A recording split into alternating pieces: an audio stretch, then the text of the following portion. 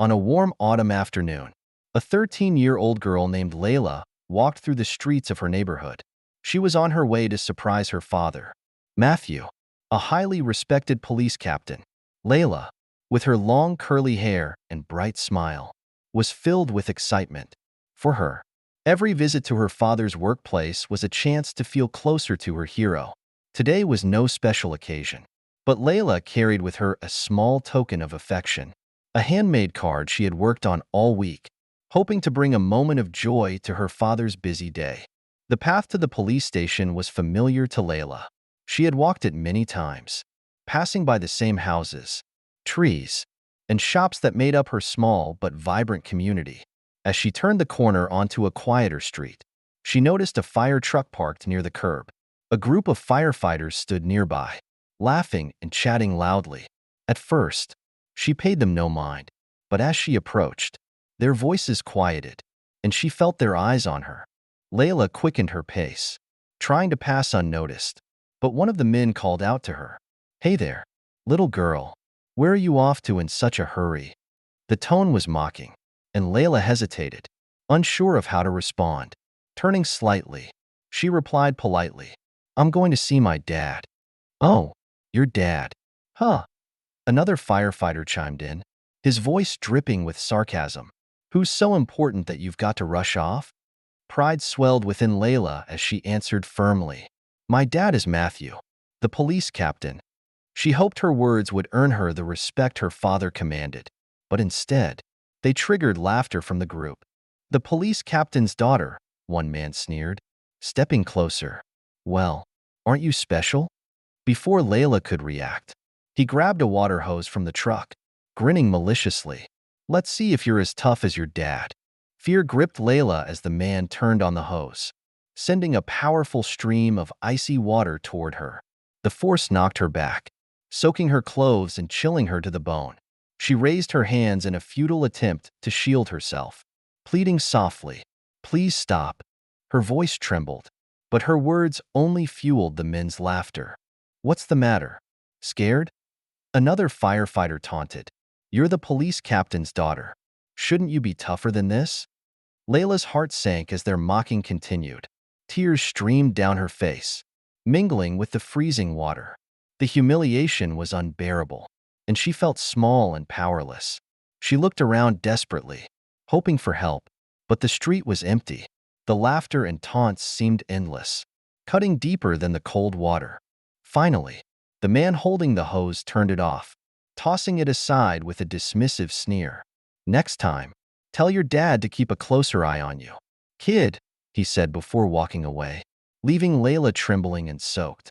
Gathering what strength she had left, Layla began the long walk to the police station. Her legs felt heavy, and her heart ached with sorrow and anger. When she arrived, her disheveled appearance immediately caught the attention of an officer in the lobby. "Layla, what happened?" he asked, his voice filled with concern. Unable to speak, Layla nodded as the officer guided her to her father's office. When Matthew saw his daughter, his heart broke. Her tear-streaked face and trembling body spoke volumes. "Layla," he whispered, pulling her into a protective embrace. "What happened?" Through sobs, Layla recounted the ordeal. Each word felt like a dagger to Matthew's heart. He listened intently, his anger simmering as he heard about the firefighter's cruelty. When she finished, he held her tightly, vowing to seek justice.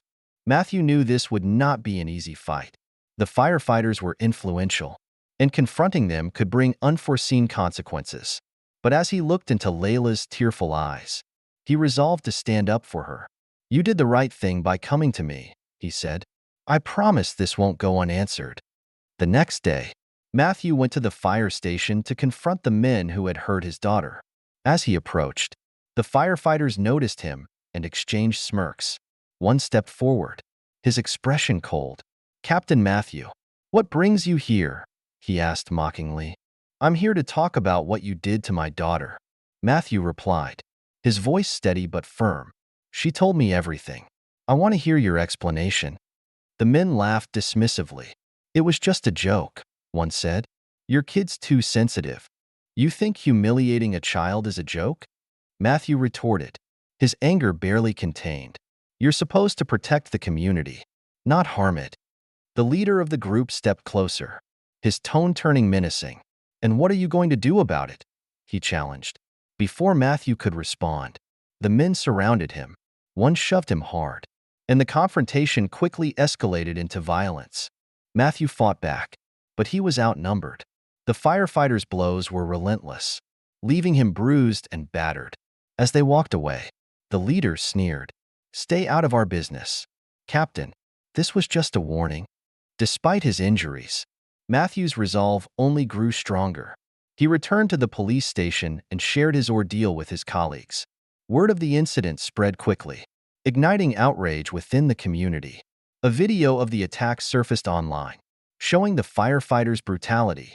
The footage went viral, drawing national attention and sparking calls for justice. With the community's support, an investigation was launched. Witnesses came forward, and surveillance footage provided irrefutable evidence of the firefighters' actions. The case became a symbol of the fight against abuse of power. During the trial, Layla testified with courage, recounting the pain and humiliation she had endured. Her words moved everyone in the courtroom, highlighting the resilience of a young girl who refused to be silenced. One firefighter, overcome with guilt, publicly apologized, admitting his wrongdoing and vowing to change. The court found the firefighters guilty of assault and abuse of power.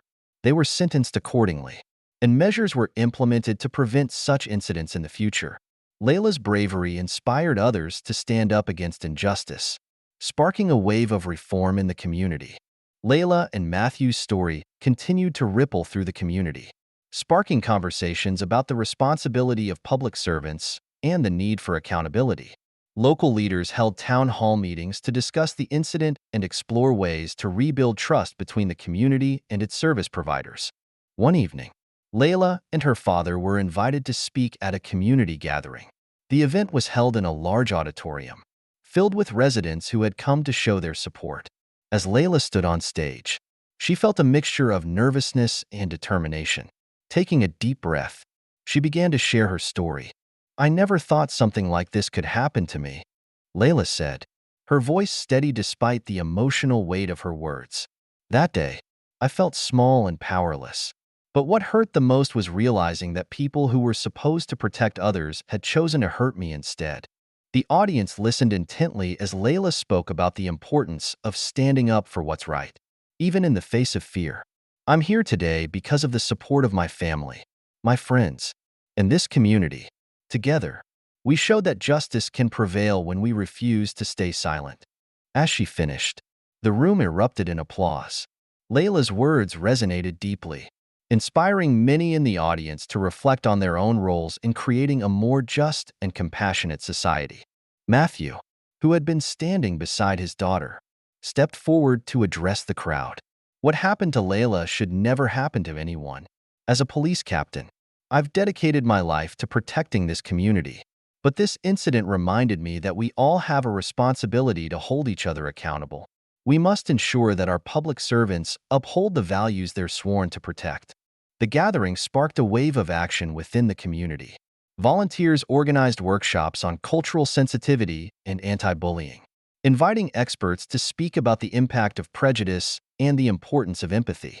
Schools incorporated lessons on kindness and respect into their curricula, aiming to instill these values in the next generation.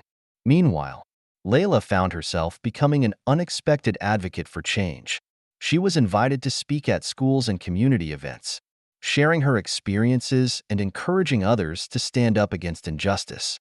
At first, she felt overwhelmed by the attention, but over time, she embraced her role, realizing the impact her story could have. One day, Layla received a letter from a young girl named Mia who had heard her speak at a school assembly. "Dear Layla," the letter began, "thank you for sharing your story. It gave me the courage to speak up about something that happened to me. You're my hero." Reading Mia's words, Layla felt a surge of pride and purpose. She realized that by sharing her journey, she was helping others find their own voices. As the months passed, the community continued to heal and grow stronger. The firefighters involved in the incident underwent mandatory training and community service as part of their sentences. Some of them, including the one who had apologized in court, began to actively participate in community outreach programs, hoping to rebuild trust and make amends for their actions. One afternoon, as Layla walked through the park, she noticed a group of children playing near a fountain. Among them was Mia, the girl who had written her the letter. Layla watched as Mia helped a younger child who had fallen, her kindness and compassion shining through. Layla's heart swelled with pride, knowing that her story had inspired this small but meaningful act of care. Looking around, Layla saw families enjoying picnics, friends laughing together, and neighbors greeting each other warmly. It was a scene of unity and hope, a testament to the resilience of the human spirit. Layla knew that her journey was far from over, but she felt confident that she and her community were on the right path. As she sat on a bench, soaking in the beauty of the moment, Layla thought about the lessons she had learned. She understood now that strength wasn't just about standing tall in the face of adversity. It was also about lifting others up and creating a world where everyone felt valued and safe. "We've come a long way," Layla whispered to herself, "but there's still so much more to do." With a determined smile, she stood up and began walking toward the future, ready to continue her journey of healing, advocacy, and hope.